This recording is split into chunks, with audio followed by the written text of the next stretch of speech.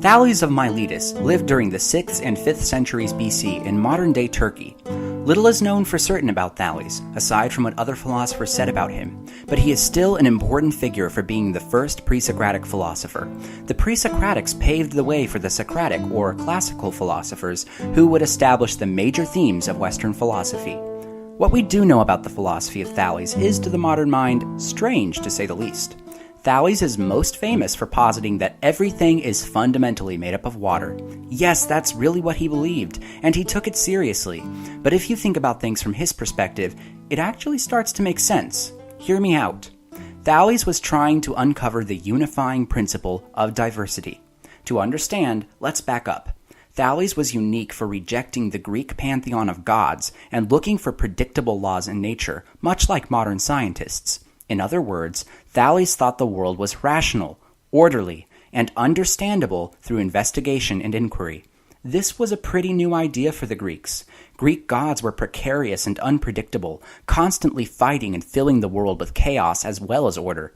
Thales was rejecting this notion that the world was a fairly random place full of unrelated forces that sometimes lost and sometimes won. He had to justify his own model of the universe. And if the universe was to be rational and orderly, there had to be something more to it than lots of random, unconnected parts.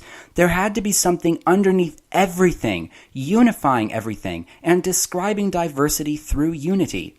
To put it in ancient language, Thales wanted to identify arche, or unifying principle.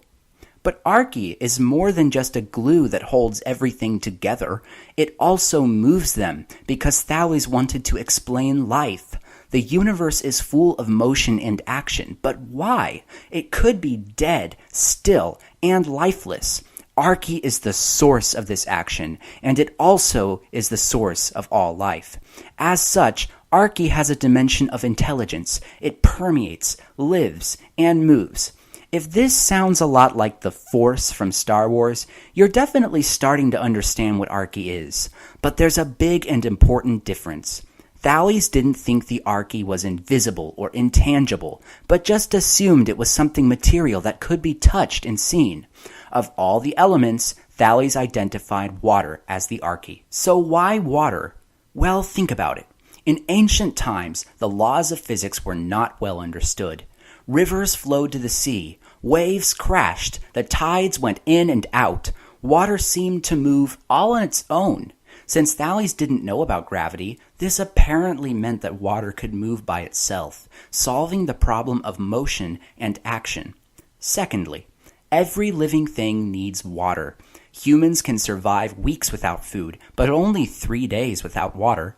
Animals need it, and so do plants and insects. If everything alive needs water, water is clearly an important ingredient for life. Thirdly, Thales believed that Earth originated from water, and for good reason. The Greeks knew that islands sometimes appeared out of the middle of nowhere, and didn't understand underwater volcanoes or plate tectonics.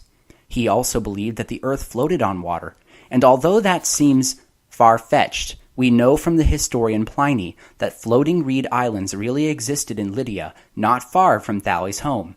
Some have also speculated that he was familiar with pumice, a rare volcanic rock that can actually float on water. Fourthly, Thales knew that substances can change forms. Metal workers were constantly melting down metal to make weapons or other tools, and that was weird. But it wasn't so weird if metal was made out of water, because everyone knew that water could change from a solid to a liquid to a gas.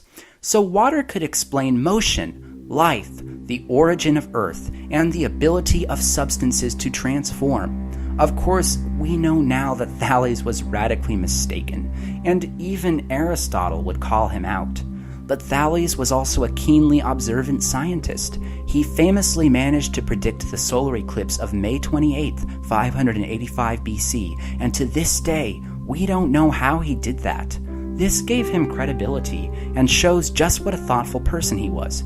Even though he was wrong about many things, Thales used the little knowledge that he had to come up with good theories, and thanks to him, later pre-Socratics would form new ideas about the world, eventually leading to Socrates, a man who would change the Western world forever. To hear about the rest of the pre-Socratics and for more videos on famous philosophers, like this video, subscribe, and leave a comment below. Thanks for watching.